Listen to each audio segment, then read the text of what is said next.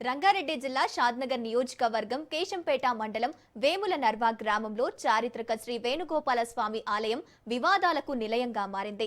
8 శతాబ్దాల చరిత్ర కలిగిన ఈ పురాతన ఆలయంలో అభివృద్ధి ముసుగులో గుప్త నిధుల వేట కొనసాగుతోందన్న ఆరోపణలు స్థానికంగా దావాగ్నిలా వ్యాప్తిస్తున్నాయి. గ్రామానికి చెందిన పంతులు వేనయ్య తీరు ఇప్పుడు సర్వత్ర చర్చనీయాంశమైంది.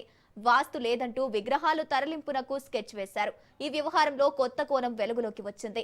గ్రామానికి చెందిన పంతులు వేనయ్య ఈ పురాతన ఆలయానికి వాస్తు సరిగ్గా లేదని, అందుకే ఆలయ అభివృద్ధి కుంటుపడుతోందని నమ్మబలికే ప్రయత్నం చేశారు.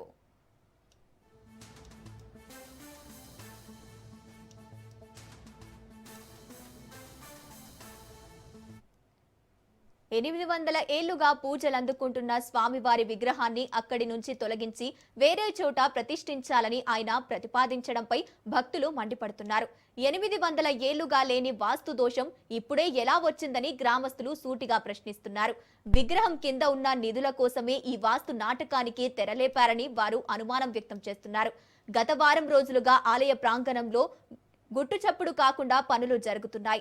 సాధారణంగా గ్రామంలో పనులు ఉంటే స్థానిక కూలీలే వినియోగిస్తారు. కానీ వేనయ్య మాత్రం హైదరాబాద్ నుంచి ప్రత్యేకంగా వ్యక్తులు